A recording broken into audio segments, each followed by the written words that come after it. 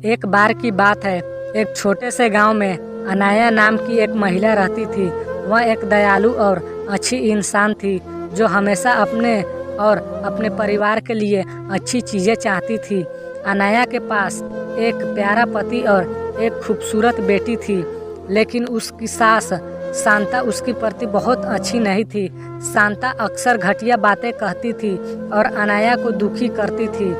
एक दिन जब अनाया बाजार में घूम रही थी तो उसे एक विशेष दुकान मिली। दुकानदार एक बूढ़ा और बुद्धिमान व्यक्ति था। अनाया ने उससे कहा कि वह खुश रहना चाहती है और चाहती है कि उसके साथ अच्छी चीज़ें हो, भले ही उसकी सास निर्दयी थी।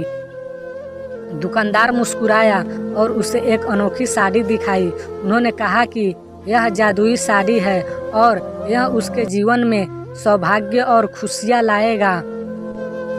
अनाया ने जादुई साड़ी खरीदने का फैसला किया और तुरंत उसे पहन लिया।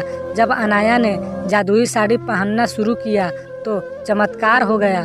उसकी सास अनाया के साथ बुरा बर्ताव करने की बजाय उसके साथ प्यार और सम्मान से पेश आने लगी। अनाया बहुत खुश थी क्योंकि उसकी सास उसकी सबसे बड़ी समर्थक और सबसे अच्छी दोस्त बन गई थी। गांव के लोग इस बदलाव को देखकर आश्चर्यचकित रह गए।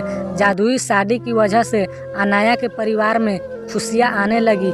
गांव बहुत अच्छी जगह बन गया और अनाया का पति सफल हो गया। उनका घर हमेशा प्यार से भरा रहता था और सभी का आपस में मेल जोल रहता था। अनाया की बेटी एक प्यारे और देखभाल करने वाले घर में बड़ी हुई और वह बहुत खुश थी। जादुई साड़ी की कहानी दूर दूर तक फैल गई और लोग को दया और क्षमा का महत्व सिखाया। अनाया बहादुरी का प्रतीक बन गई और उसने सभी को दिखाया कि दयालु होने से बड़ा बदलाव आ सकता है, चाहे चीज़ कितनी भी कठिन क्यों न लगे। और इस तरह जादुई साड़ी के साथ मिलने वाली अच्छी चीज़ों का आनंद लेते हुए गांव हमेशा खुशहाल रहने लगा। साड़ी ने केवल अनाया की ज़िंदगी बदलने बल्कि एक महत्वपूर्ण सबक भी सिखाया कि प्यार और क्षमा मुश्किल समय में भी खुशी आने का चमत्कार ला सकती है।